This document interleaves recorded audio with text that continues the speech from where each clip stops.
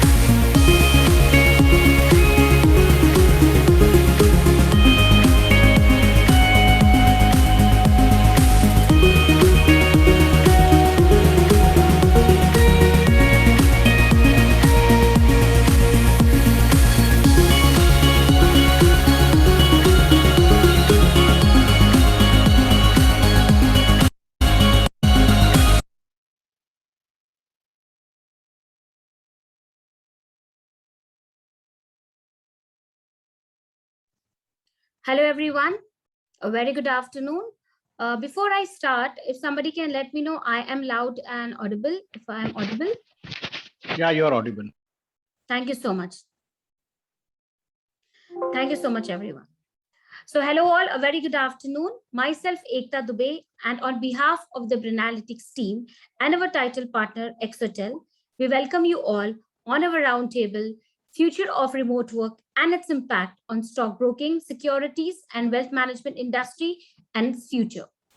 Before we start the roundtable, there are a few guidelines that I would like to quickly highlight and make you people aware of. Requesting all the attendees to be on mute when the speakers are taking the session.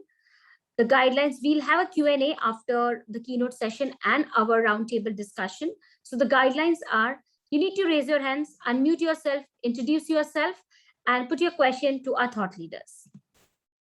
So before we move on, I am glad to introduce our partner, Exotel. To speak about them, Exotel is one of the Asia's largest cloud telephony companies, working with 4,500 plus businesses, including top enterprises and startups. They solve communication problems for various industries, be it automobile, e-commerce, cab aggregators, BFSI, wealth management, securities, and brokerage industry, or Fintech. Exotel is a secure and a reliable business phone system on cloud, simple to set up, no additional infrastructure or equipment required, and enables sales and support teams irrespective of where they work from. And now, moving on to our first keynote session, I would like to invite Vijay Vishwanathan, Marketing Lead and Digitization Consultant with Exotel, and he would be sharing his insights on how Zerodha manages its customer with remote employees and personalized support. Thank you, Vijay, for being here with us today. And please start with the session. Thank you so much. Over to you. Thank you, Ekta. Hi, everyone. My name is Vijil. I am part of Exotel. I work with them for their marketing team, and I also consult with companies on digitization, specifically in the regtech industry. So to begin with, I wanted to have discuss an instance that I faced while I was investing. Right, I'm one of those 2019 2020 investors who jumped into the bandwagon post pandemic, post like I think I'm one of the customers for Zerodha, and when pandemic hit and I was at home and I wanted to invest the money that I was earning. So two things happened, right? I went through my bank, one of the premier banks, who had a demat account and who could invest my money, and I also went through apps. So I used to have Scriptbox, and Scriptbox used to, take a sip month on month, and they used to invest in something. I was not aware of it. I created an account. I went ahead and did it. But when I actually wanted to invest, being understanding the market, I wanted to know where to put my money in. I went through both Zerodha and both my bank. And what happened in Zerodha was I installed an app. I did my onboarding on the app. Somebody called me on the app, did my KYC on the app. I connected my bank on the app, and at the end of it, I invested via the app. There was no paperwork involved, right? I also then I got my bank involved because the bank manager kept on calling me. So when I wanted to invest there, a team of two people came into my place. I signed a couple of agreements. I would say documentation, gave a couple of documentation, gave a check, and it took me 4 days, and then I was able to invest. In both the cases, I did invest, but one was via an app, barely any human interaction. One was completely based on human interaction. Now, I'm not suggesting anything. This is just one of the instances that came up quite, I think, not recently, about a year back. And at that point, on that note, I wanted to go into the presentation I have. I've tried to make it small since we have a lot of speakers and there's a lot of good things that we could hear from that. So I'm going to keep this to 5 to 10 minutes. Please feel free to at the end of the session. Please feel free to ask any questions that you might have. I'm going to share my screen, and do let me know once you're able to see it.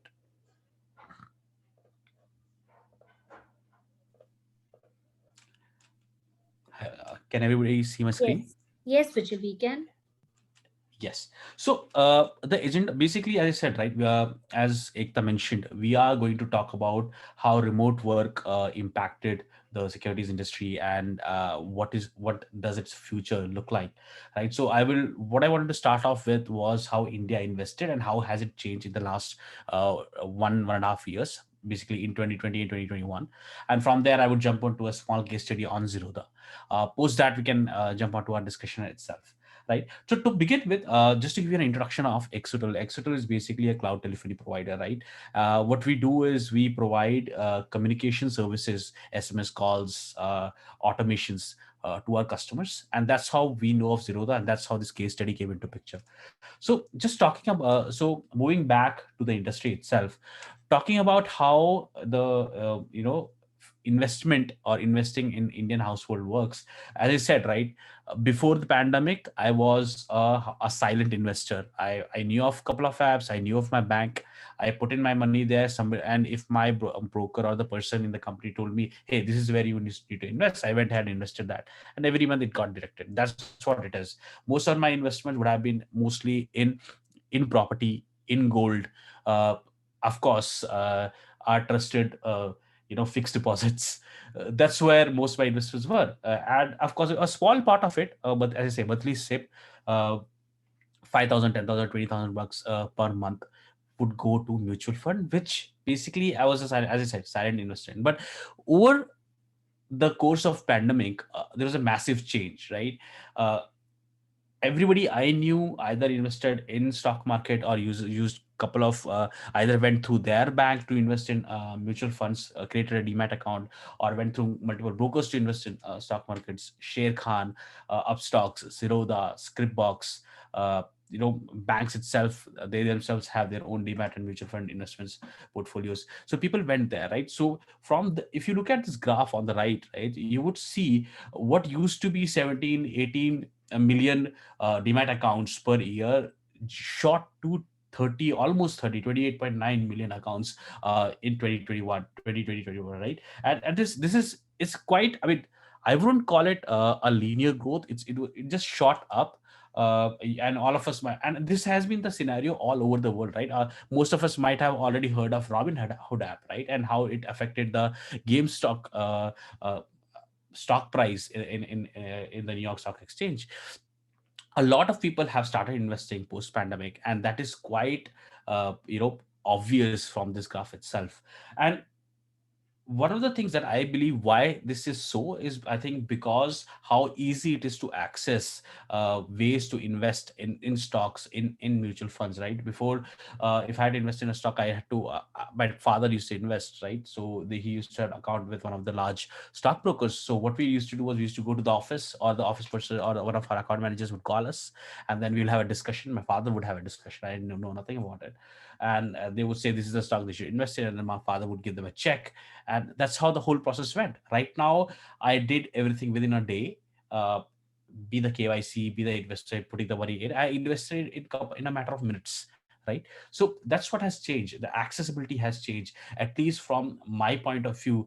The way to access all these services has changed, and this has changed the way all of us, the people who are like 30 to 45, or younger generation, how they invest has completely changed because of these the technology what came in, and the boom it got during this pandemic time.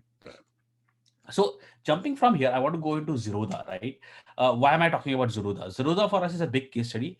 One of the reasons being, now this is a number for fiscal year 2020. So their profits were 400 crores, right? And this year they're close to 1,000 crores, which is quite frankly very close to some of the large investment companies who are incumbent, who have been there in the market for years, like much older than Zerodha. Zerodha is like 10 or 11 years old, much older than Zerodha, much bigger market access, and they are getting close to the profit margin of these companies. While why is it interesting is, while their costs, Zerodha's costs, right, are basically much less when compared to other companies. Some of the major costs that be the office space. Essentially, in 2021, Zerodha went completely work from home, completely remote. So all they started off with their support team. So their entire support team of 200, 300 people, everybody went remote. Uh, their customer success team went remote, their sales team went remote, their tech teams went remote. So they had offices, but everybody went remote. But even then, when their entire team is remote, their productivity, the amount of money that Zero is making, amount of profit that Zero is making, it has actually doubled. Uh, I mean, that's what I last heard in the from the August report, to close to 100 crores. That's what the total profit margin is, and that's amazing. That's absolutely amazing. I mean, I haven't heard of a startup, or a small company with a very small base growing that fast in that short amount of time, right? And we might have also heard of multiple news reports on they going remote, on the revenue, on the salaries of the people, right? And all of this while there is this huge what people call it the great resignation going on in the employment market. People, or at least in Bangalore, for example, it's very hard to hire tech related knowledge workers, developers, designers. It's getting extremely hard for people to hire them. Even in that situation, Zerodha has grown, right, while working from remote. So they might be doing, they are doing something right, or they are at the right time at the right place. I don't know. I think there are very experts here who would be able to give us that answer. But going back to their remote work culture, right? Exotel is the one who handles their remote communication. So, as I said, any team that is customer facing, Exotel handles it. In Zerodha, their customer support team, their relationship manager team, their sales team, their onboarding team, everybody, Exotel, they use Exotel to make and receive calls, right? So here are a couple of things, right? As I said, I'm going to try to keep it short. There are a couple of things that Exotel helps Zerodha with, right? They help we when I'm talking about large use cases, of course, there are multiple smaller use cases in terms of call automation, WhatsApp messages, all those things. But some of the major use cases are with customer facing teams. They are with sales and underwriting or KYC team, and with customer support team. So when it comes to sales team, right, Zerodha, it's an app based product, right? So most of their processes are heavily automated. So is their sales. So they have automated callbacks, they have chatbots, they have WhatsApp. And whenever there is a customer who's calling Zerodha, let's say it's a high net worth individual customer, when they call Zerodha, there is a smart integration within Zerodha via Exotel, what we call RM Connect, which automatically connects the customer to the right account manager, irrespective of which number they call. So if Zerodha has 3 4 5 numbers, doesn't matter where the customer is calling from, which number the customer is calling from, as long as their number is registered, it will get automatically connected to the RMs. So this was one of the use cases that Zero was looking for. And from a very, you know uh, regulation point of view, where all these calls needs to be recorded, Exotel also records all these calls, right? So by default, any call that goes through Exotel gets recorded. Plus, this is completely integrated with your CRM. So with Zero, the CRM, so any kind of conversation, any kind of touch, any kind of missed call, SMS, WhatsApp chat, anything that happens, it gets recorded in their CRM along with the call recording and the call disposition, so that at any given point of time during the time of audit, or otherwise whenever they want to look at a report, they have all the information they require within their CRM. They don't have to go to anybody else anywhere. So this is some of the things that we do for sales. I want to jump out to uh, CX, like customer experience. Now, the bunch of different things that happen is, that you might be of interested in, right? So because the calls are getting recorded, right, and there's a lot of automation going on. Couple of things that we do for Zerodha, or Exotel does for Zerodha, is basically after every call, of course, there is an automated feedback conversation. You press one if you're okay, if not, SMS is being sent. And because it's being recorded, Zerodha is also looking at dynamically, hearing these recordings and coming analyzing these recordings to figure out how the conversation went, right? These recordings also come to help in the machine learning system that they're trying to build. Plus plus Zerodha also works with hundreds of brokers, right? So all these brokers are, whenever they have conversation with their customers using Exotel, it gets recorded. Call escalations can take place if there's a customer issue that can be resolved on the call itself, and all this information gets loaded onto their CRM as a very useful report that they can use. So this is the gist of what Zerodha uses for. As I said, right, Zerodha has grown really, really well. And when they came to Exotel, they had this idea that they wanted to go completely remote, and they wanted to do this within the week. So they came out to Exotel, gave us their requirement, and everything was set up within 3 days. And bam, within a week, the entire team was remote. And that's what happened with Zerodha. So I want to end it here. I wanted to keep it short so that we can actually go to the actual discussion of things. So before we go there, if you have any questions, please feel free to ask. I'll be more than happy to answer. Thank you so much, Vijay, for sharing your interesting insights. So we have audiences. Audiences, if you have any question, please put that. We can take one question, Vijay, and then we can move on to the roundtable discussion. So any questions, please raise your hand and put it across here. Or in case, you can also keep the chat box engaging. You can put your insights or thoughts there, and we will take the questions from there also. So we'll wait for a while, Vijay, if anybody has any question. I think Vipul wanted to add something here. Of course, Vipul, please go ahead. Yeah. Yeah, hi, Vijay, Vipul here. So I think the first slide of your presentation, if you could share, that actually had amazing insights, and I just wanted to add one point there, which you had showcased.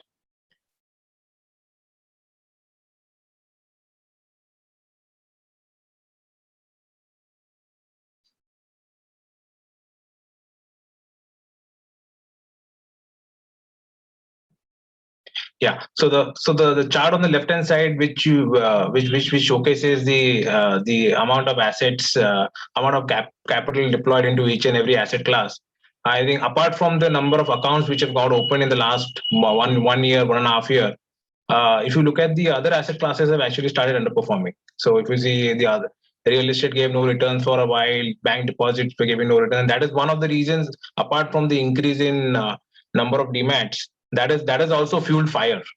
And that is and of course what Zerodha has been doing is for almost 5-6 years, but actually this is one of the most important reasons why people actually decided to take a call that no, I'm grossly undervalued towards financial assets, I want to move towards financial assets, and equity was the first and the quickest way to shift, and that's how that shift has happened. And I think it is just going to continue with more and more people getting aware that other asset classes continue to underperform, or they have more weightages there, that will shift.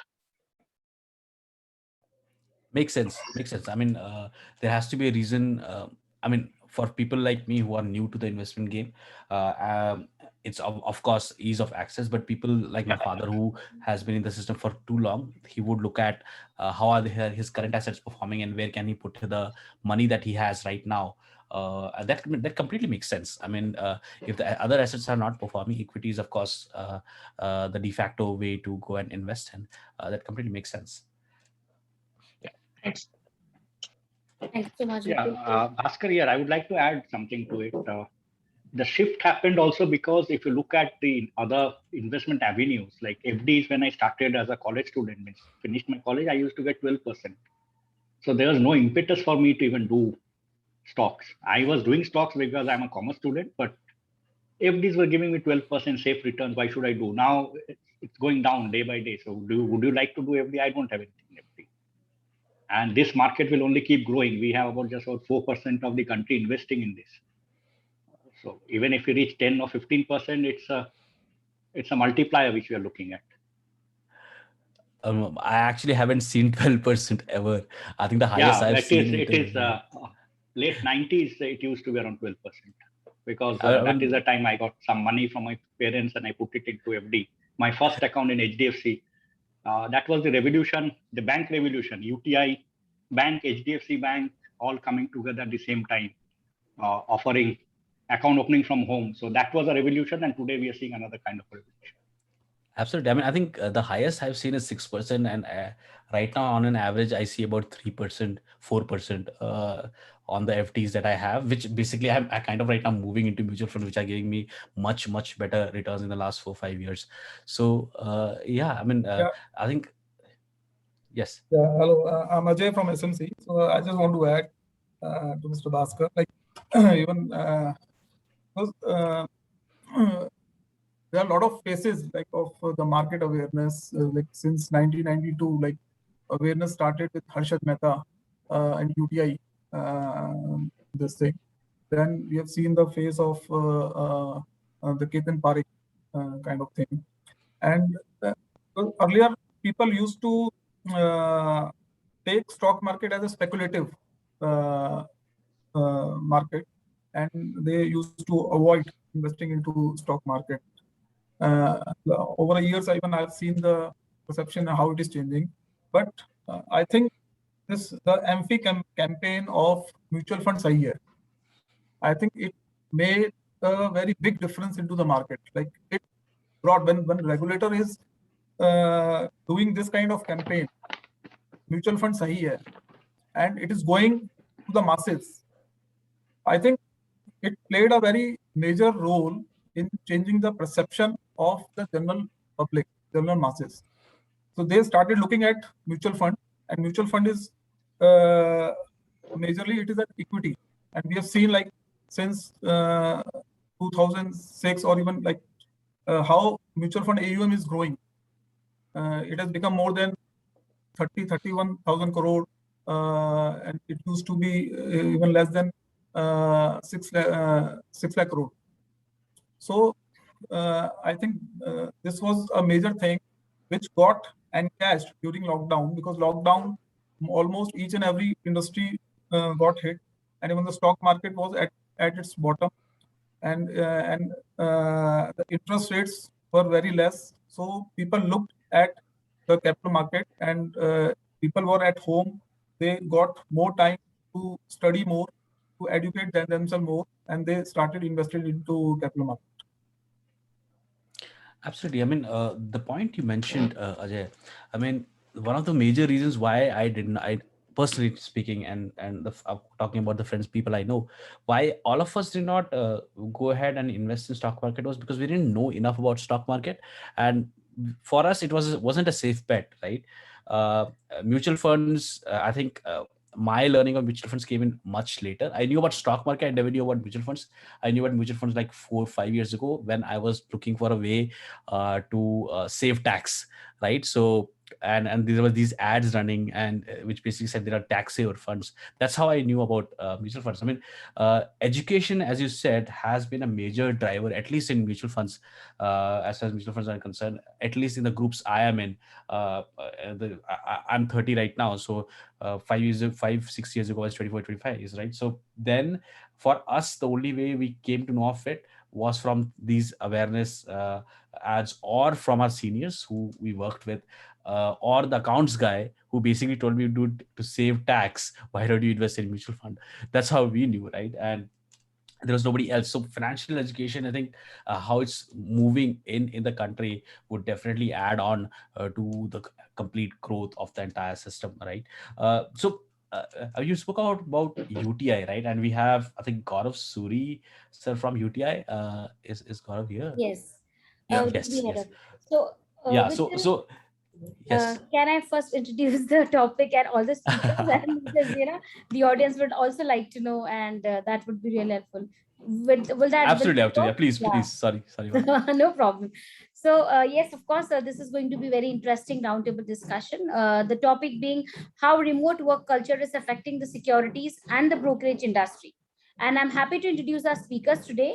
We have Mr. Vipul Bhuvar, Senior Vice President with Centrum India, Mr. Gaurav Suri, Head of Marketing and Products and Senior EVP with UTI Mutual Fund, Mr. Bhaskar Banerjee, Head Operations, Aditya Birla Money, Mr. Mayank Sharma, Senior Director Investment with India Infoline Group, Mr. Prateek Patel, who will be joining in some time, founder with Nifty Millionaire. We have Mr. Srinivas Khanolkar, National Sales Head and Banks and National Distributor at Miro Assets Investment Managers India. Mr. Ajay Garg, Director, CEO with SMC Global Securities. And we also have with us Mr. Neeraj Sharma. He is a Vice President, Enterprise Applications and Solutions with DSP Mutual Fund. So over to you. And of course, the panel, this roundtable is moderated by Vijay Vishwanathan. I've already introduced. So now over to you, Vijay, to make this roundtable interesting with our thought leaders. Thank you, everyone, for being here today. Yeah, Thank you, Vijay, Ekta. just to start off on this thing, the pandemic is made out to be a big thing, but I think everyone will agree that all the regulations were in place.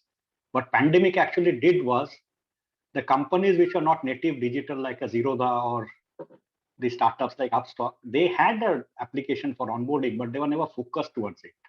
So what pandemic did is they pushed the entire industry towards digitalization, towards onboard. Means the regulation did not change. I believe only 1 or 2 regulations changed. That is, you no longer need a scan copy or check. That was the only regulation which changed for KYC.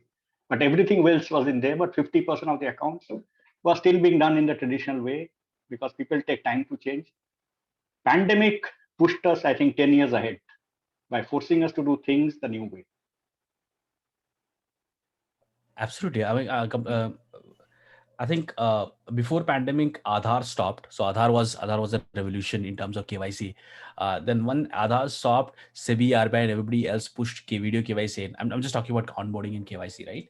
So everybody pushed video KYC in. Having said that, I think when SEBI regulated, or RBI SEBI regulated KYC, I started the Zerodha thing just before that. So they sent me a document, and which I had to sign. I think there was some consent that needed to be given. Power of attorney. So that is another big change. That was there from 2017, but brokers actually adopted it during this pandemic, maybe 6 months before that. Because exactly. So the constraint of not moving out is what made people change. So like video KYC was always there. What the small tweak which we are allowed is, if you're using DigiLocker, you do a liveliness check instead of doing a 2-way video recording. which you have opened account with Zerodha, they just send you an OTP and you read it out, and that was the video KYC. But that was made even simpler. Power of attorney Exactly. was a major hindrance, because it was the only document which used to be required in physical form on stamp paper, and despite of doing eKYC, because if the client wanted to sell its stocks, then the shares has to be moved from client demat account to broker demat account, and power of attorney was a kind of must to open. But I think after 1st of September, when SEBI introduced this pledge repledge, and after a few months they implemented this EDIS. So I think EDIS was a game changer, where the need of power attorney, because even depositories were able to connect this EDIS through APIs, and through the trading system before selling, the client can opt for EDIS and can put its OTP, and the transaction gets through, and there is no need of any paper work required. No power attorney is required. EDIS was more than sufficient. So the eKYC became totally paperless after that. Exactly. Just to add to it, Vijay, just to add to it, EDIS was there. Some brokers were using it, and the OTP used to come from brokers. What SEBI did is strengthen the regulations, whereas the OTP now comes from the depository. So the more confidence to the demat account holder. Nothing is broker dependent, and people used to do authorized shares for 30 days, and those have all gone now, which is every single day you have to do it. So, but that is it. So the circumstances forced everyone to change. So that's the big change right now. We have resistance to change, every one of us. We do. Even in SMC, like we are a full broking house, and even we started even the discount brokerage house 2 years back. So in full broking house, like we do have say more than 2,500 associates all across India. So even after implementing EDIS, this eKYC, there were a lot of reluctance from the associates to shift to eKYC, and the percentage was even less than 30% for eKYC, and they were sending the physical forms despite of full downloading and training. But after pandemic, there was no other option. So everyone had to shift. If they want to grow, they want to open account, then it was a kind of forced implementation, and they had to shift to the eKYC. So during lockdown, it was more than 95%, and even today it is more than 80-85%. So this was a benefit of having lockdown. Yeah, completely agree with Ajay. I worked on both sides of the spectrum. Native digital companies like 5paisa and Grow earlier, and then back to a traditional Aditya Birla Money Limited. So completely agree. A digital company like a Zerodha, they don't have faced this resistance. They start off with this, so their customers are used to it. Whereas making people inside and partners change is a big thing. So when we started out at 60%, now we have achieved our 98% digital onboarding. So I believe it will stay at 98% because certain regulations are still there which demands physical. Non-corporate, non-individuals. Absolutely. So actually, this is interesting. Yes. Sorry, Gaurav here.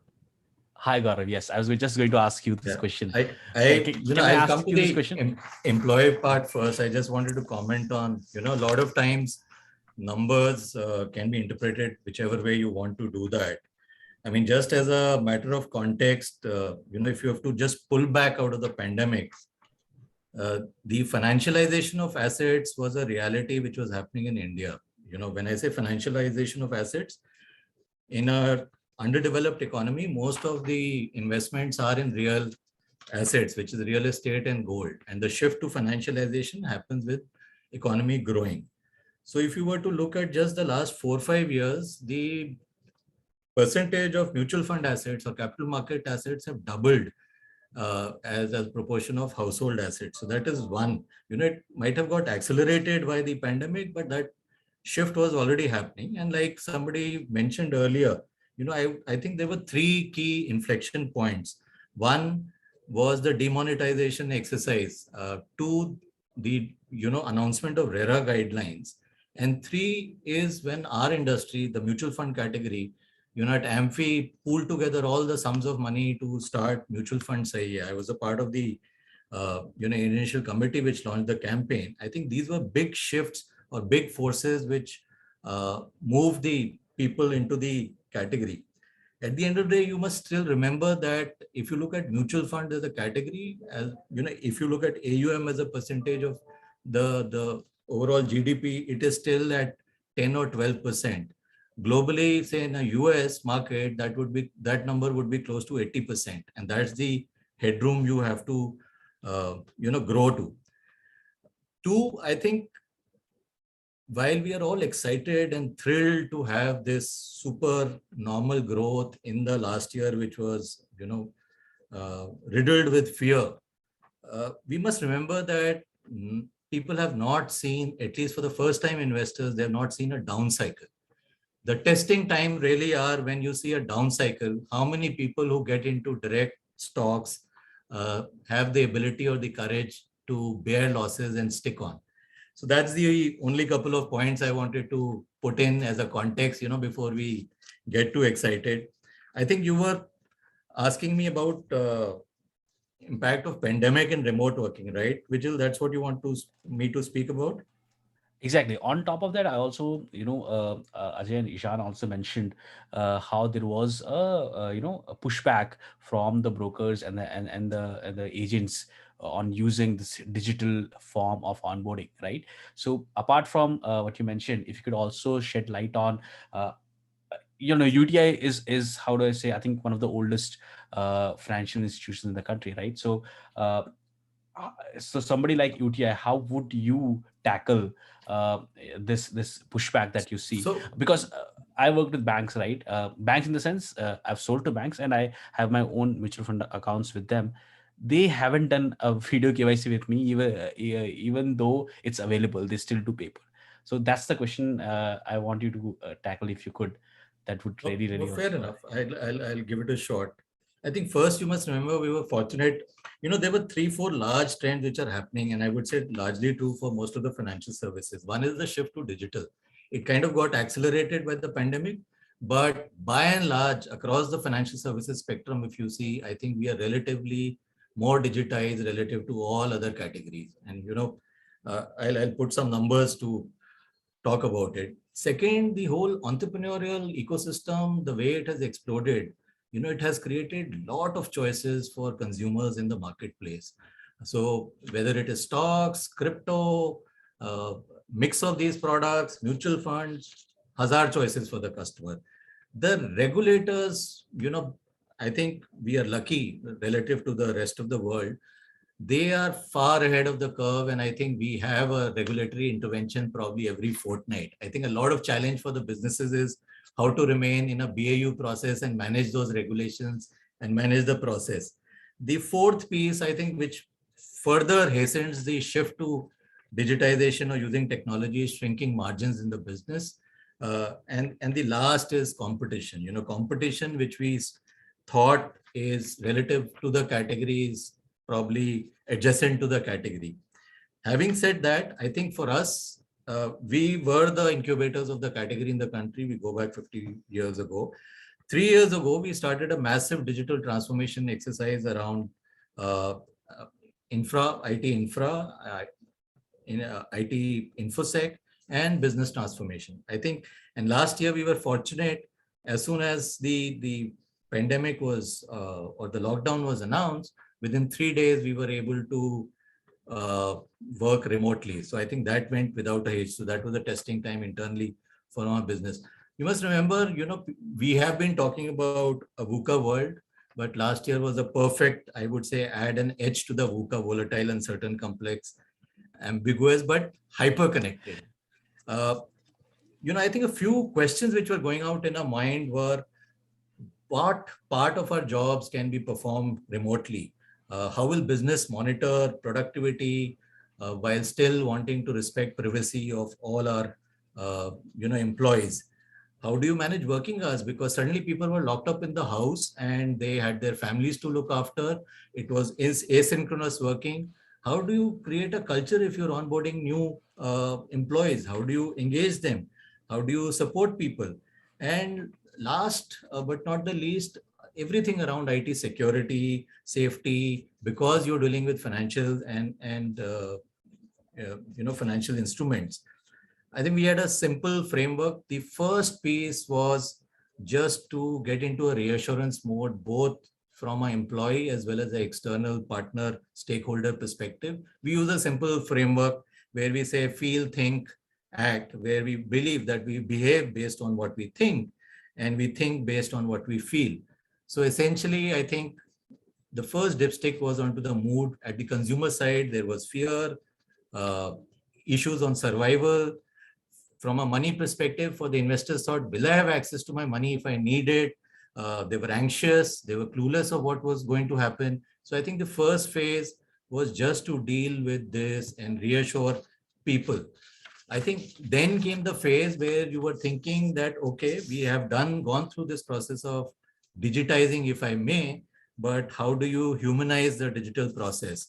So digitizing the physical and humanizing the digital, I would say, was the thought process. And here, tons of things. I think the first part, because financial services is still largely intermediated, there has been a shift to direct.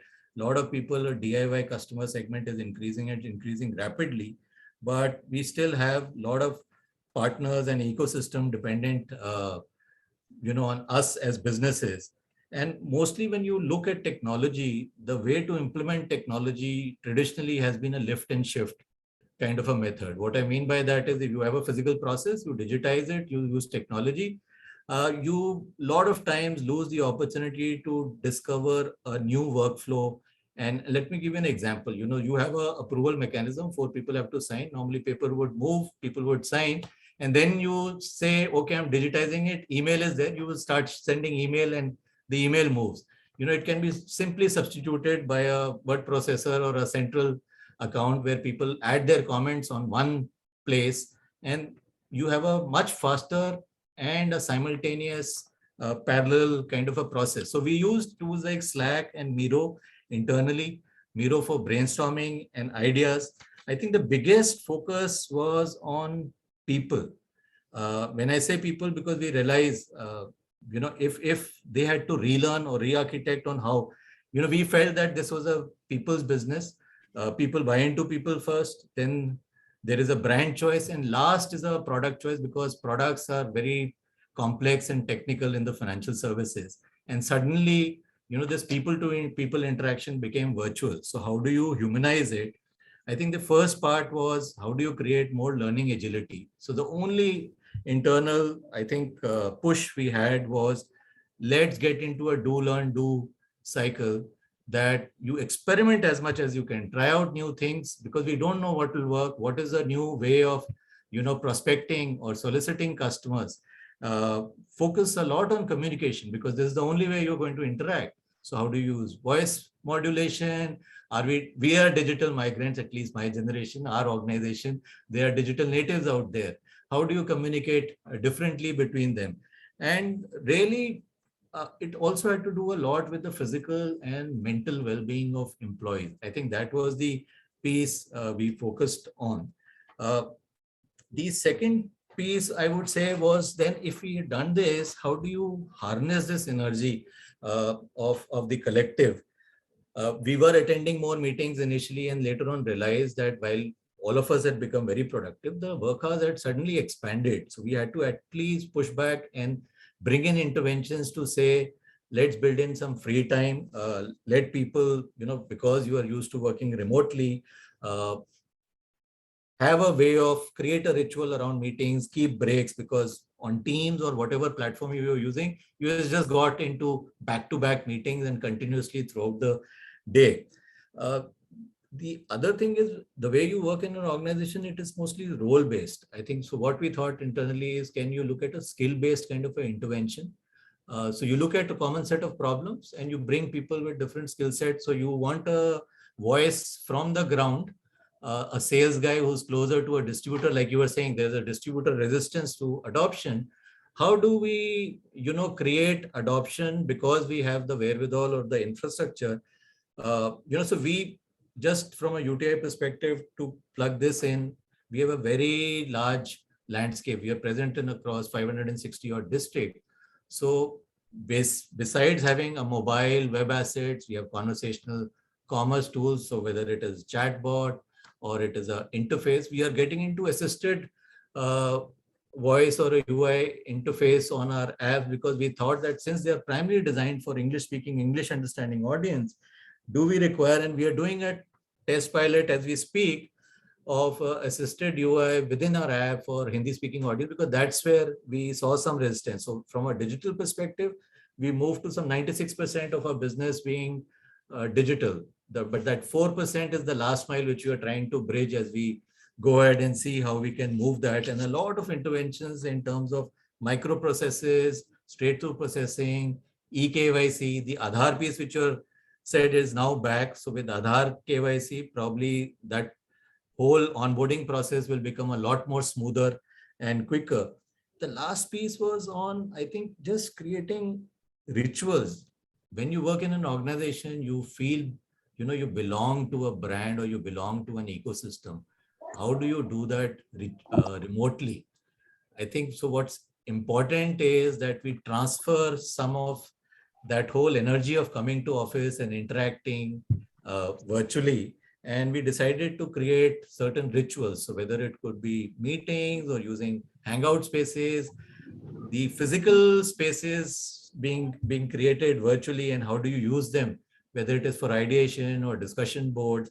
I think a lot of those were done to collaborate and engage. And there also, because of that, came out tons of ideas on, probably some of them tactical, because the pandemic presented that opportunity, say estate planning. How do you leave an inheritance, or writing your wills from a financial services perspective, or transmission of units because you're losing a loved one. Therefore, how do you, ensure that there is nominees for everyone? And these are some of the things which we promoted very aggressively. The second piece which happened, I mean, now if I invert it to the customer side, a lot of people, since they were holed up or locked up in the house, they realized that they had a little bit extra discretionary income. Like you said, that you were actively now looking for an opportunity to invest. And the whole truth around investments or growing your money is giving it compounding, time. There is nothing which will substitute, so whether it is Robinhood or crypto, the get rich schemes or get rich overnight schemes are always dangerous. And I must caution, with whatever white hair I have, that one must be absolutely be prepared. High risk does not return, say high returns. Normally we say high risk, high return. It just means that there's a high probability of high returns, which means there's an alternate downside as well. One must remember that. I'll just stop here and let others contribute. I'll come back if you need me to say, but I hope I've answered some part of your question. Yes, you did. I mean, I was smiling because the power of compounding, right? When I started investing in mutual funds, I invested because I wanted to save tax, right? I didn't know how much returns I would get, because I'm used to the 4% or 5% or 6%, right? So, okay, if I get that, that's good. Now, 4 years later, all the places I've invested in compounds back to, like, I think this is the fifth or sixth year, to about close to 20%, right? And that's huge. I think 23%, and that's big. And I didn't do any kind of research behind that. It was just there. That was the option available. So I selected all 4 options. That's what I did. So that was why I was smiling, right? The power of compounding is a really interesting concept. I mean, we can actually have a separate roundtable around that if we want. But yeah, moving on. You said something about digitizing the physical, right? I think we can call it a hybrid model, right? So I wanted to pose this question to Srinivas. Now, again, Gaurav mentioned that there are partners, there are employees who are physical, right? Who are used to the physical. Now this technology is coming in because of pandemic, which accelerated, right? And I think a pretty big part of it is heavily digitized. But having said that, there are still companies, incumbents in the industry who have huge physical assets, which have gone into building this infrastructure that they've built, right? And whenever you talk to a technologist, the first answer is we try to, we reduce costs by, removing that physical. You can do everything automatically. You don't need those people, right? But that doesn't work. You have a infrastructure which you have spent so much money, and you can't actually remove them overnight. Doesn't make any sense. So Srinivas, to you this question, right? How do you think at least the companies who have spent so much money in this physical infrastructure, whatever has been digitized, but whatever is left, right?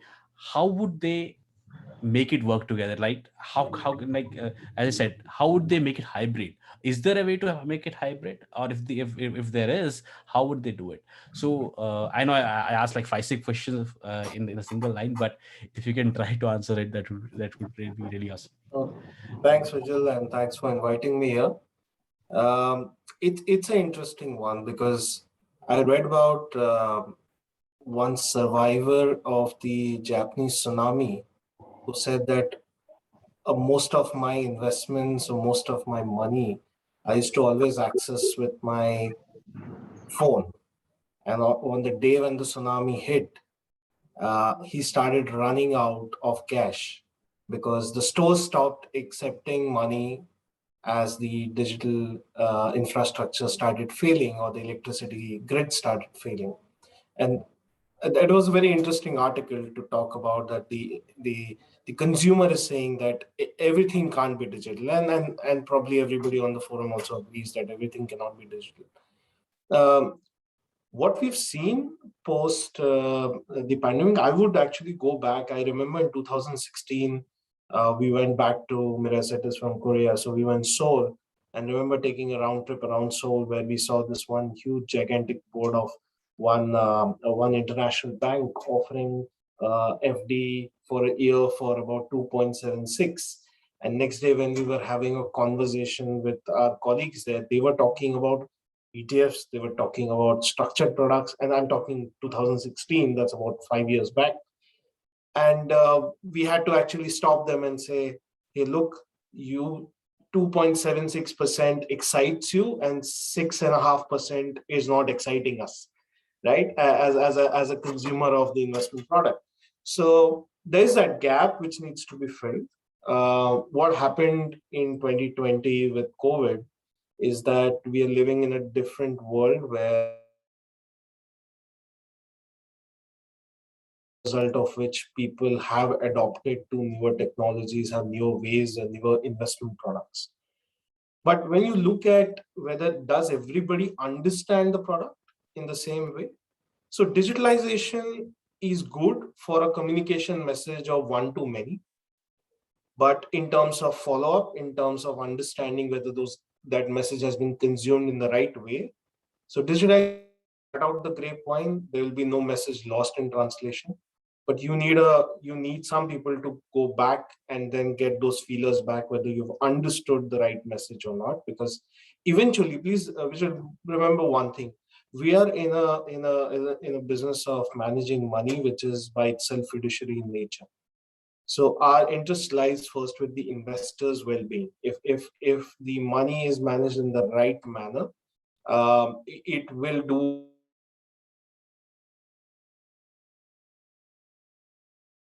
Mentioned that you invested because of some other reason, but today probably you want to stay back because of the experience that you've got.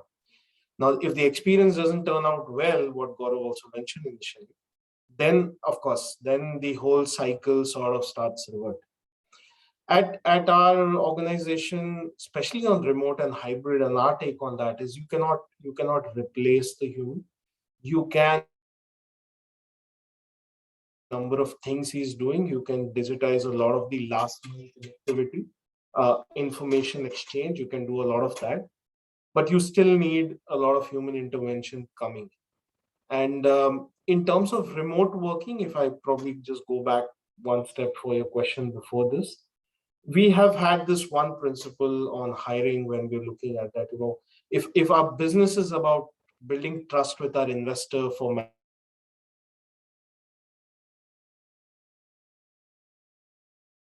as a consumer relationship, But you also have another relationship, which is the employer and the employee relationship, which is built on trust, right?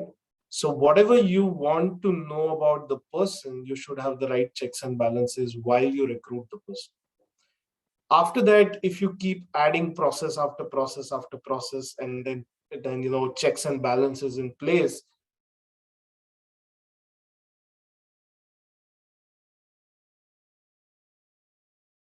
we were working remotely. Yes, everybody had to report in a certain data point, but I don't think anybody was sort of pushed back on that you have to do these many number of meetings, or you have to do this. I think that's where everybody understands. If you empower the employees in a certain way, the reciprocal of that.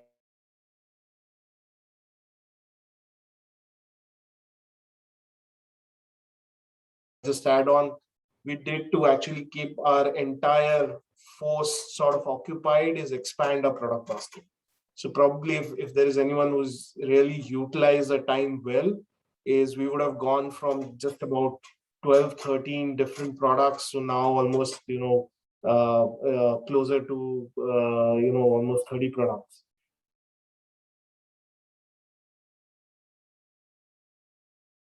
Different audience emerge for investing. And some of the trends, if you see, are very interesting. So we have also started a passive business, which is into the ETF space. And what we saw is when we did a mutual fund on packaged on the ETF, and I'm talking about a product which we did sometime earlier this year, there was a lot of appetite, a lot of people sort of lapped it up. We saw that we did 75% of the total collection value in the fund, and 25% in the ETF. But in terms of the number of investors, they were equal between the two products. That clearly shows a shift of people towards newer product ideas, and they're willing to sort of try out new stuff over a period of time. So as we progress,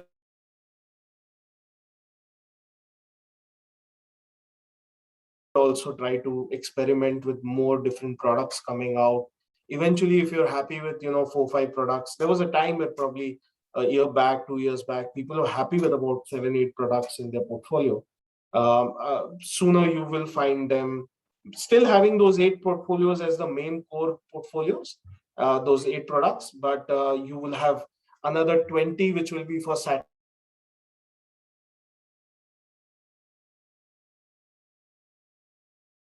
Going to be a hybrid model, largely for the industry, because we have also fall back on our service providers. They have been doing a lot of digitization. In fact, one of the best things to happen in this whole period is MF Central, where the CAMS and the K Fintech RTA have combined together to have just one agency to sort of do a lot of processing work.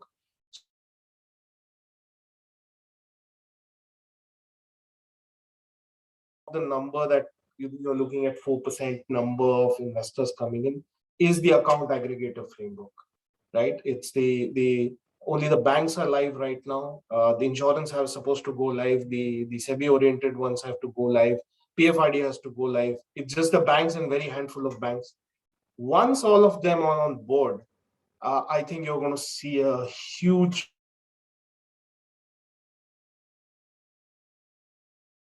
investments at a speed which is going to be neck breaking. Makes sense. I mean, so one of the things, I mean, you mentioned, right, we'll have multiple portfolios. So I recently started, so as you said, what is satellite portfolios that you as you call it, right? So I recently started investing in crypto, and basically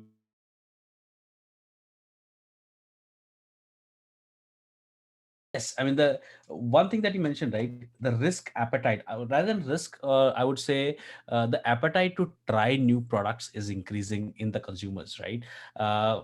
People like me actually are spending time in understanding these financial products before, where I wouldn't spend that much time, right? So whatever my broker said, I went with that because they knew it. Right now, I'm spending some time trying to understand these various.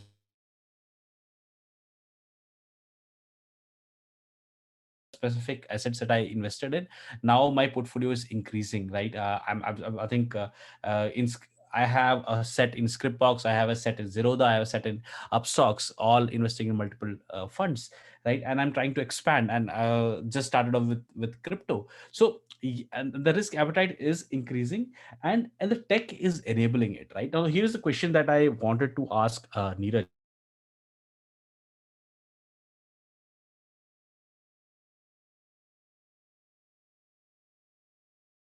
People are also implementing different types of automation, right?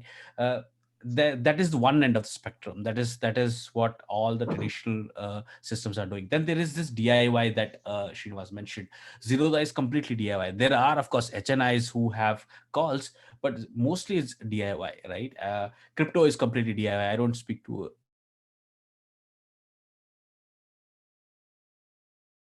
heavy on the infrastructure, but there is a lot of digitization going on there. One which is completely tech enabled, which is basically startups and everybody else, right? So keeping that as a background, the question I wanted to ask now, this is I know the answer might be pretty complicated, I might not understand, but I just want to ask this question. Where do you think these all these in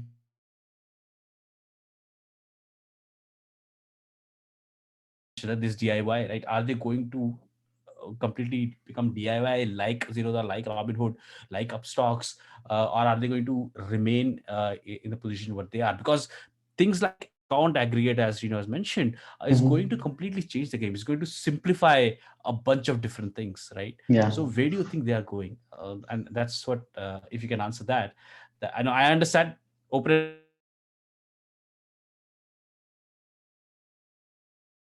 Vijay, see, being a technologist, I am a strong believer of automation and innovation. So I clearly see the technology is future. Okay, any company who actually want to survive in future, if they want to have a sustainable growth, they have to invest in technology going forward. Because earlier, as Bhaskar and I think Gaurav also mentioned that earlier people will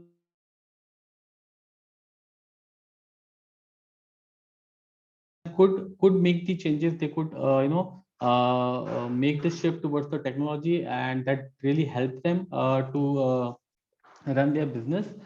Same goes for this investment management industry as well. Okay, and I'm part of the investment management firm, so I know though we were pretty lucky because we were already digitized almost, and we had to just do a couple of more automation towards.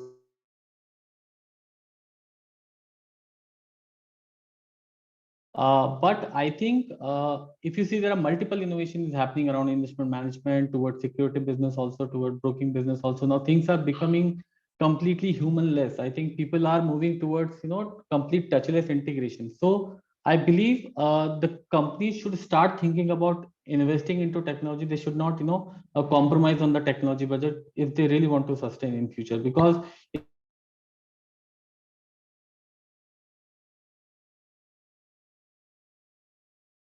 of 90% automation, 10% physical or manual.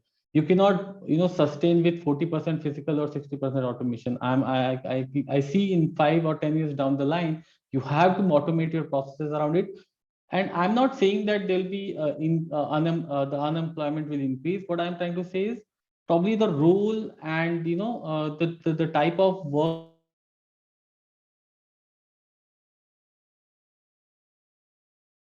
have to learn technology.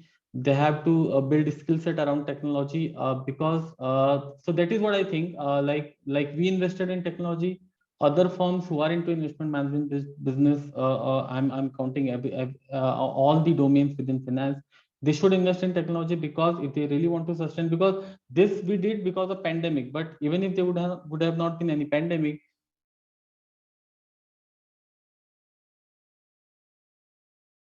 we should take this as a learning which we learned during this pandemic, and we should take this lesson, and we should start investing more into technology and try to automate more and more processes. So that is my view on this. Makes sense. Makes sense. So I understand, Vipul. I mean, you have already spoken to us before, but I had this question that I wanted to ask.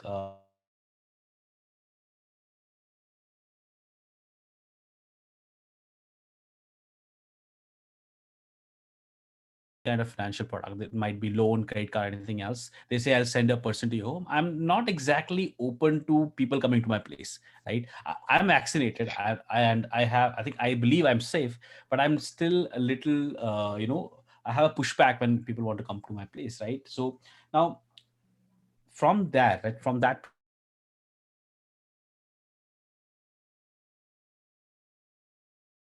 customer acquisition, of course KYC can be digital, and investment itself can be digital. Everything can, the technology can take care of that.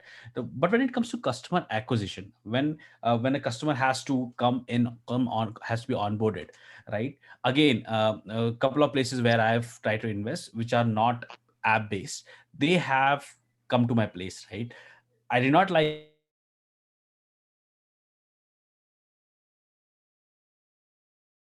I believe it's there, at least in the groups I am in the friends group I am in.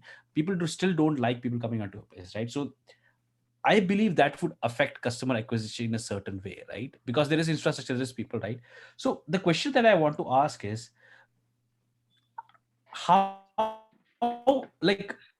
what is this? What is the method that people are using, especially in the incubation? There is a problem in customer acquisition because of pandemic.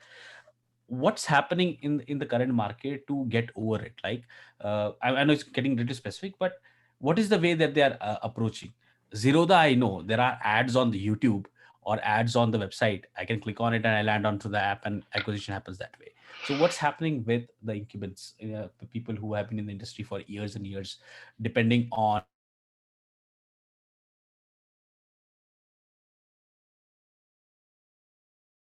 a place, and now people are not so much open to get people into inside their homes, right? So that's my question. If you can tackle that.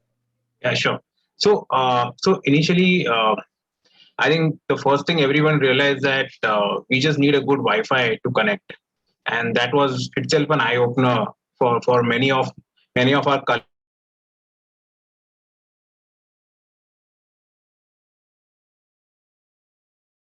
during this whole pre-vaccination phase. There was a big inhibition to meet, to shake hands, and to have a long conversation. But what has happened is that the first round of meetings, when we went and tried to acquire clients, the first round of meetings happened on a Zoom call, or happened on a Microsoft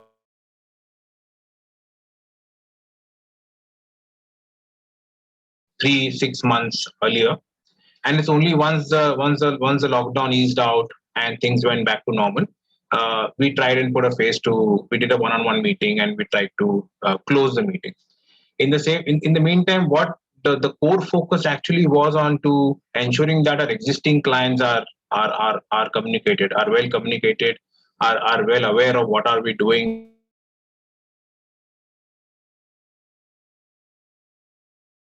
and how are they being advised. Not only that, helped us to get in more references, and that actually helped us to close on to the next level of audience. But to answer your question, whether customer acquisition can happen on digital platforms, yes, it can at a particular scale, at a particular size. It is very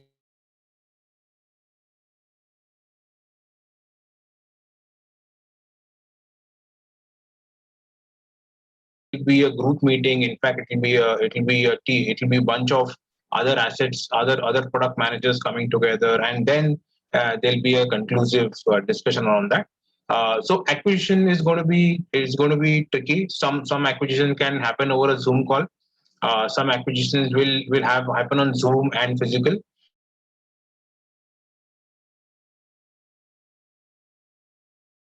or any technology platform. But that is how it's going to be.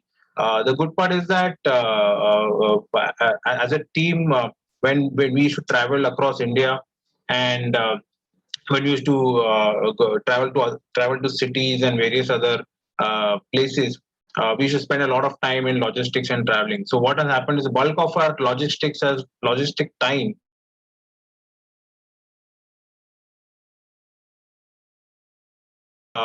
sitting in Bombay, trying to go to Bangalore. the traveling time itself used to take good 3 to 5 hours.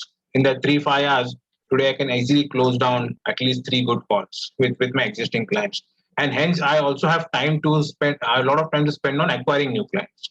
So that time has also got saved. So that is actually helping us to acquire new clients, spend time, discuss around how we go about acquiring new businesses.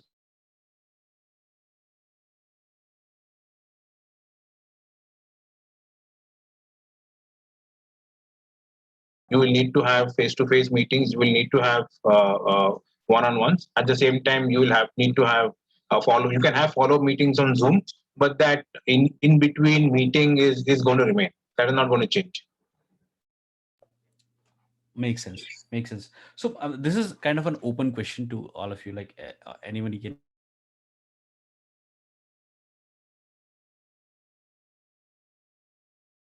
It's a lot of cost savings, right? Electricity bill. Why I'm saying electricity bill, because when I was running a small company, I think after rent, our most amount of money went in electricity bill because we had systems running, right? So electricity bill, the infrastructure that you build, the housekeeping, right? Work from home basically means cost savings. And if the last 2 years have been anything,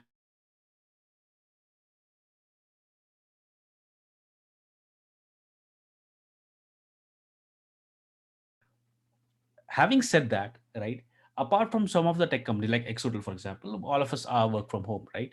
But most financial institutions are coming back to office, right? So my question is, when there is so much savings happening and the efficiency is not going down and business is improving,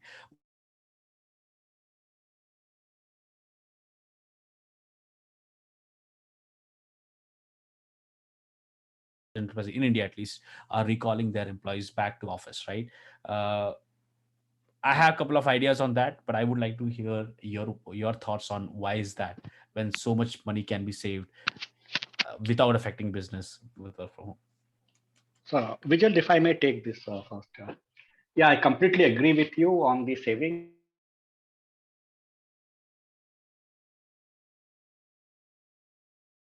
Offices, others have not. Only a few brokers have actually taken the bite and shut down the offices, sold their real estate, and put that into technology. Most still have the offices running. They still have the office running and people working from home. So that saving is not there. Admin saving is there. Coffee shop saving is there. Lunch saving is there. And yes, I am completely with you, and I believe Neeraj and others will agree.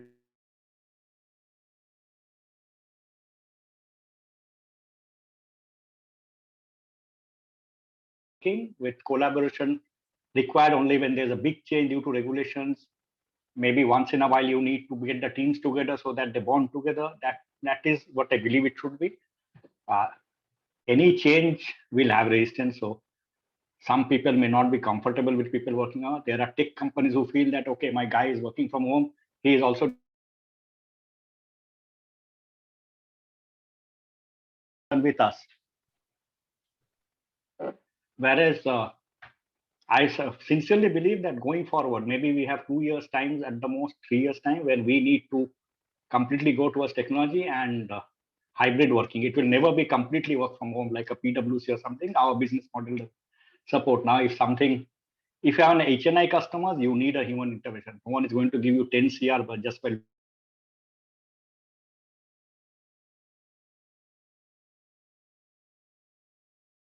is, or where most we are for the retail customer, I think cost will push us into remote working.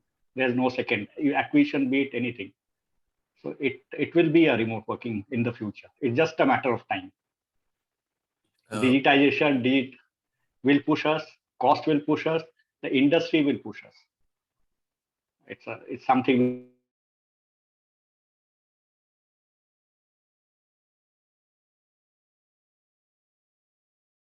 A little bit of fate. But I think finally it's about trust building, right? Whether it is for employees or it is for investors.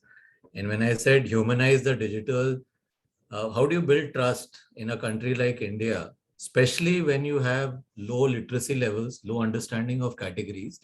It's a nascent understanding the product.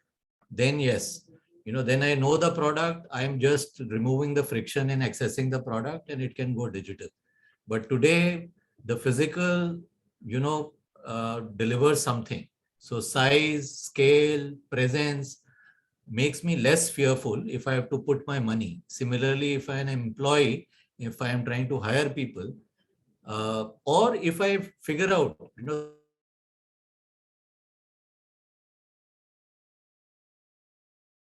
fixed desk or whatever, but we might get into hot desking and create that telecommuting, flexi commute. So we will evolve to a new work culture, but I don't think we can do away with the physical right now. It has to be in line with the investor or the customer expectations and the ecosystem. If we think,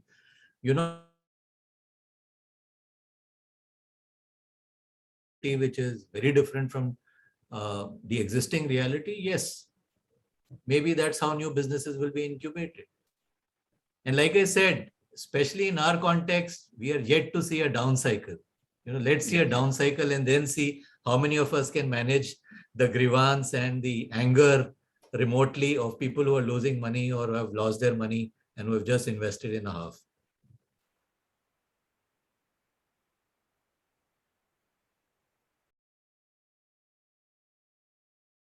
Virtually. If I add something to that, please. I think, rather, I believe that a physical meeting will be now a premium meeting, right? So you will have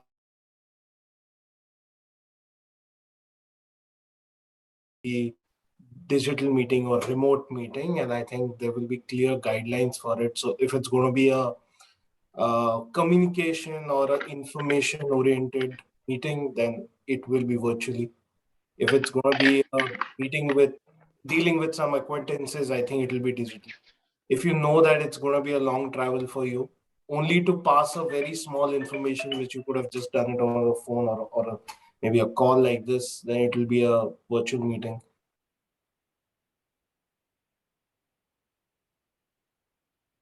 An information exchange, it will be a virtual meeting. On the other hand, if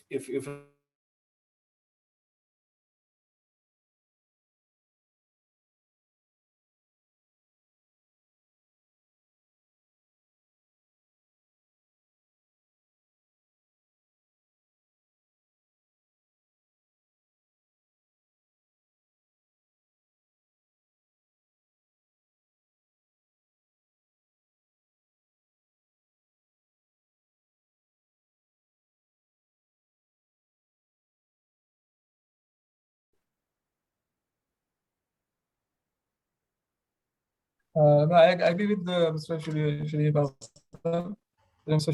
that because the warmth of physical meeting is different. So for a smaller discussion, I think the Zoom call or the con call is sufficient. But even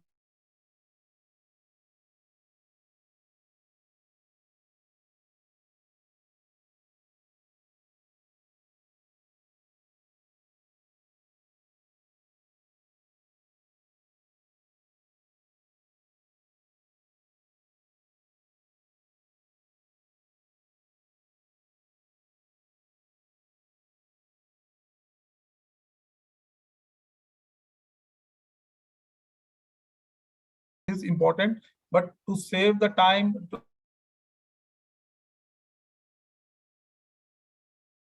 but the physical warmth too would be required. So it would be a kind of hybrid system in future. Like even if I say from the staff point of view, like the human being is a social person. Like during lockdown, the mindset was, even the client mindset and the staff mindset was that they have to remain at home. Even client was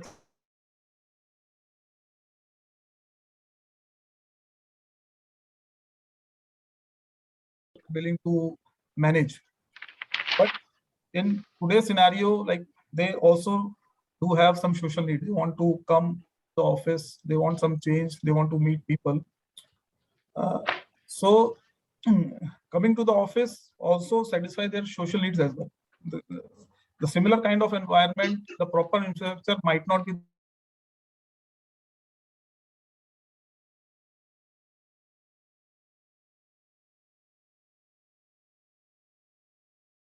staff.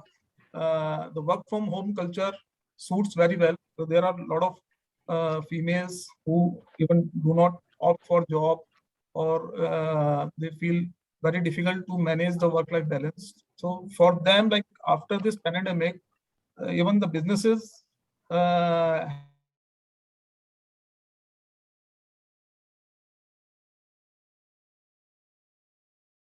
job, like say in case of client onboarding. So even if one give 3 hours, 4 hours time in a day, and they are able to add X number of clients, so it suits both the person. Like if so they can engage more number of people. And you see, there are a lot of people, like when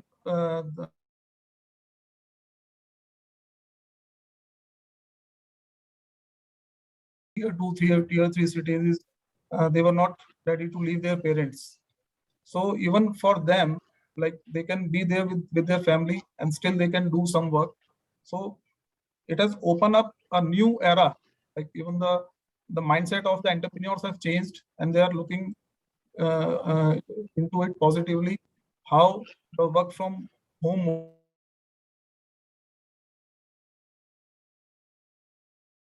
To add visual on this, so the point we were discussing is the client interaction part, but the most important interaction which actually took a step back in the last 1.5 years was interacting with other line of businesses within the organization and other teams.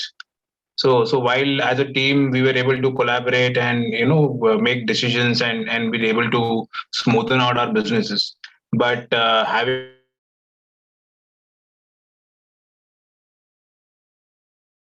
what they are doing and their thought processes, that itself is a big decision maker when we are doing business, especially in our industry where there are so many moving parts.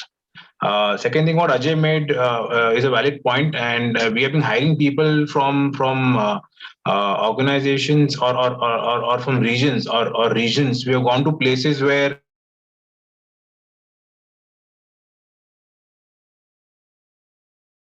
we are trying is just we have started hiring people who are willing to work from home, and if they're able to do business sitting at home, working from home, and that is where incrementally client acquisition can happen.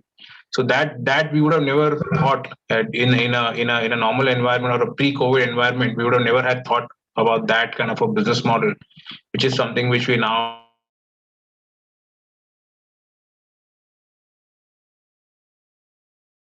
We have Prateek And one here. more point, Vijay, from my side related to cost, because you touched upon that point related to cost saving in terms of real estate or electricity bill and all. But at the same time, we have to invest huge in infrastructure, because if you talk about cloud migration, because of this remote culture, right? The cloud migration, your collaboration tool, your cyber security, the broadband speed and all. So these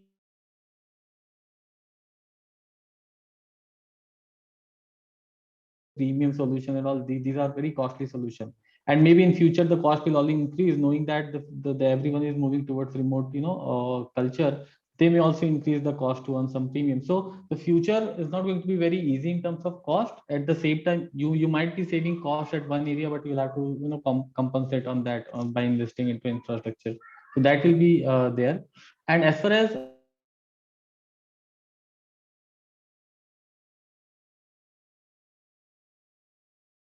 of 6 months or 7 months down the line, we'll have a clear answer what should be the best model, whether it should be hybrid or whether it should be the complete work from home model. So that I think we should have that answer clear in next 1 year, like what is the best model for us to work upon.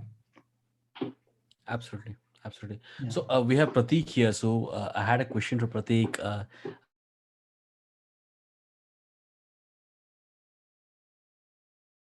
Right now, Gaurav mentioned, spoke about how everything is in up and up right now, right? And that's why investors are investing in DIY via Zerodha and all those places. They don't. I mean, of course, there is power of compounding, but that power of compounding hasn't come into effect yet, right? So because they have to see a low, right? And because everything is up and up, everybody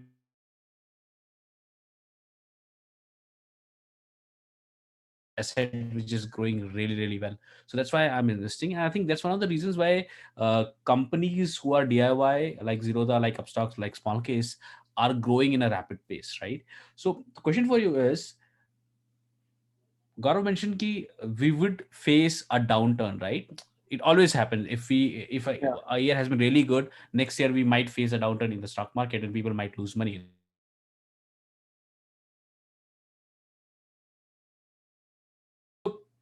My question to you is, now because people are working from home, they're spending time here, they're saying up and up.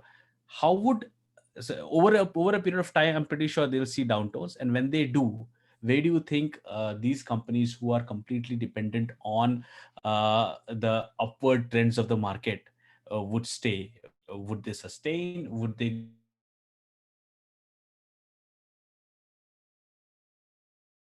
large players who have been there in industry for quite some time, and their customers have seen the power of compounding? Like I have seen the power of compounding with my banking guy, with Scriptbox, but with Zerodha, I'm 1 year old, right? So I'm seeing returns, but it's short term. So where do you think this DIY based securities and stock broker companies that are there would land up in let's say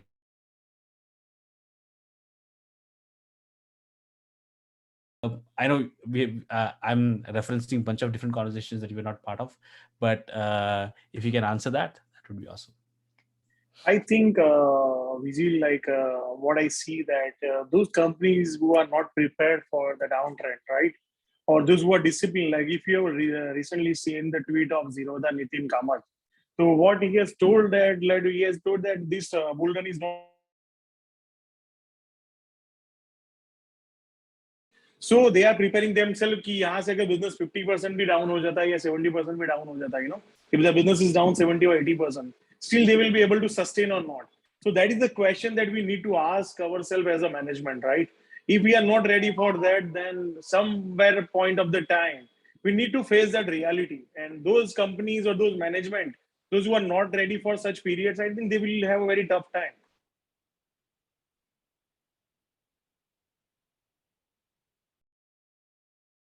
Those who are not prepared for something that is going to happen, they have to face the brunt, right?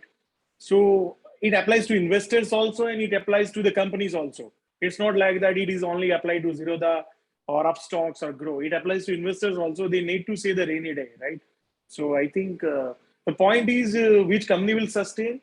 Those who are prepared for such things, I think they.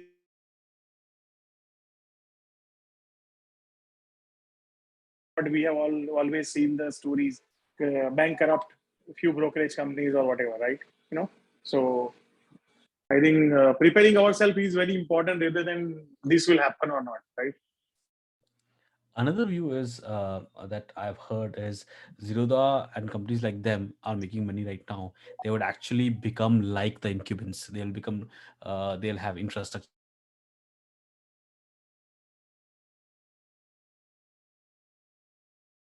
Companies, large companies have.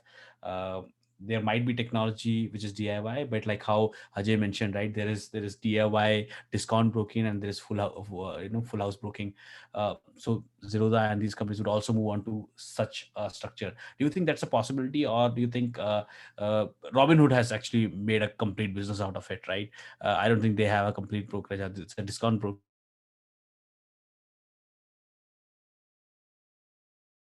Now the companies who are discount brokerages would move into a full-fledged brokerage house in future.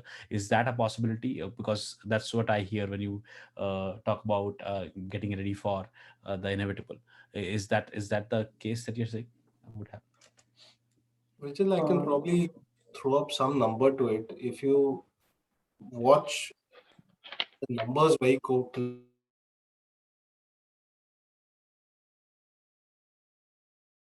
and the number of demat accounts that they have, it will be about roughly about 1.2x, 1.3x of the rest of the lot, which are the full house brokers, right? What does it tell you? It basically tells you that maybe one investor has two accounts, one with the full house broker and one with the discount broker.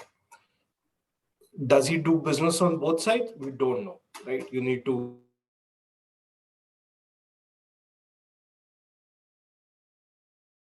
If you eventually find out that your investor is trading on both sides, anybody would like to have the bigger piece of the pie, right?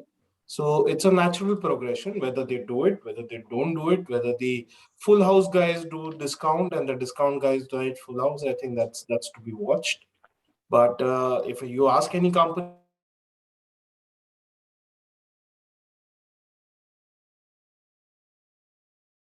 but I think we are seeing the transition from full house, like full broker to the discount broker, like IIFL, you can see Edelweiss, you can see, I think Kotak, they all are doing discount broking, right?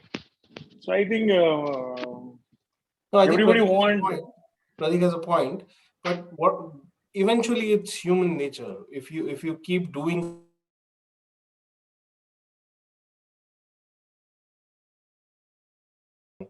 and you would want something premium for you to be offered by that person, then you start looking to maybe the same guy offering your premium service or maybe a different guy offering you premium service. Human nature, everybody steps up like that. If I may add something here, it's the nature of the Indian psyche. So once you get something at 10 rupees from X person,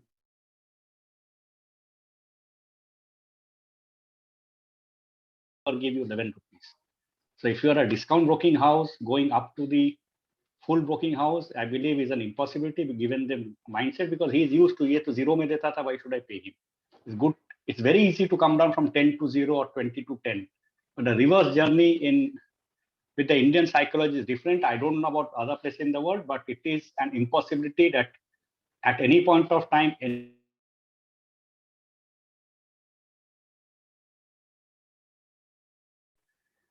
Indian psyche is okay, full house. I will go to Y, who has always been a full house working house. I am willing to pay through my nose to him, but not to you, even 5 rupees up. This is how we think, or at least we have been thinking, unless we change our way of thinking in future. True.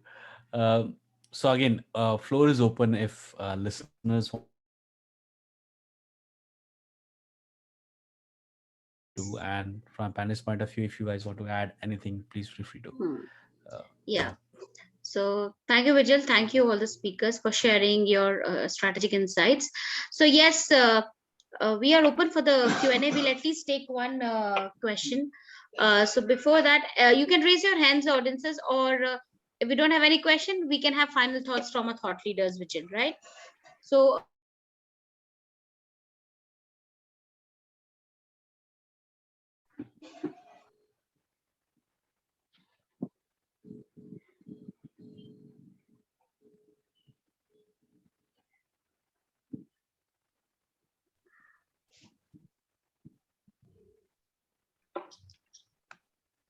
Vijay, I think the discussion has been very constructive, and it's like we had covered almost everything. So add some insights on the closing note along with you. Yes, anyone, Vijay. Please take it forward, Vijay. Yes. So I think this was an insightful discussion, right? We discussed everything. The idea was we'll discuss work from homes, but I think we discussed technology, adoption, DI.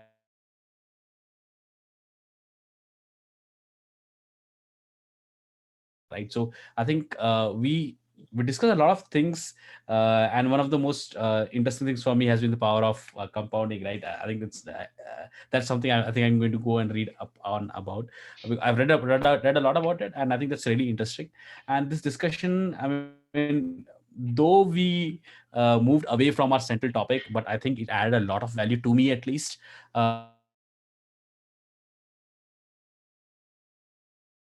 youngest one in the industry in terms of being part of this industry, BFSI industry. So that added value to me, and I'm thankful that all of you were here and you took the time to share that with us. And again, the floor is open. Please feel free to add anything you might want to add for the end of this discussion. But again, thank you so much for being here. Just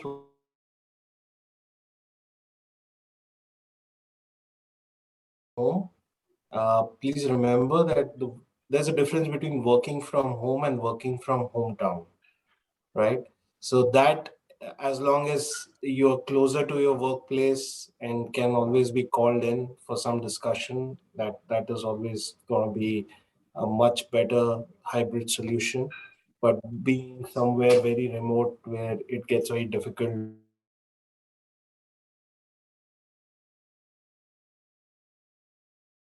that's the only thing, that work from home should not become work from home. True. That was new actually.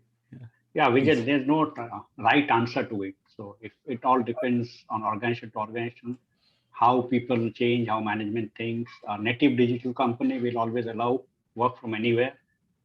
And going forward, if you look at recruitment, if you look at taking people, and I'm sure anyone in technology would agree with me, given a choice, same salary or even a lower salary, the company which is offering the flexibility of work from anywhere. I'm not doing work from home. Work from home is, say, moving to Mumbai, Bangalore. And as you all know, most people in Mumbai, Bangalore, anywhere from smaller town up north, east, northeast, God knows from where.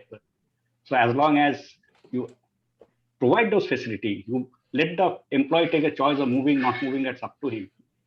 That is going to be the key driver. And think real estate cost, business completion, that is what will be shaping the industry. So both will exist. There's no two. Where you have HNI customers, you probably go and keep on meeting them. Where you have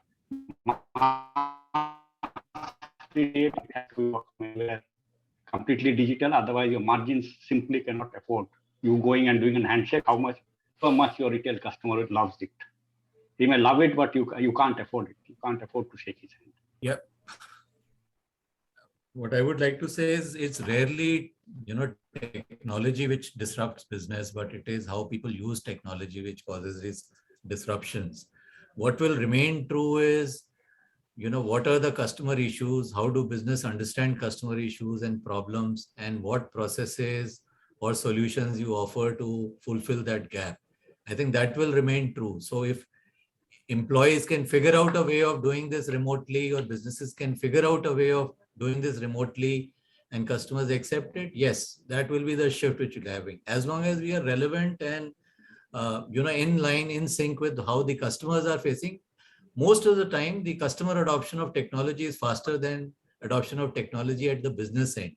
So I think the challenge is that as long as we remain relevant and we can keep on talking to our customers and understand how customers are going to use technology, all of these will be a byproduct, so whether remote working, flexi commuting, why people join organizations, how would they like to work, all of these will be outcome of I would say a relevant and contemporary organization. Absolutely. I would like to add, you see, after this lockdown, the mindset from the business houses point of view and from the client point of view have changed a lot. I'll just give one example. Like before lockdown, we used to do a lot of investor awareness in various cities along with exchanges. And generally, 100 to 200 people used to attend. And we were doing almost 100 seminars, 50 to 100 seminars in a year. During lockdown, we have done around 100 webinars, and more than 250,000 people have attended it.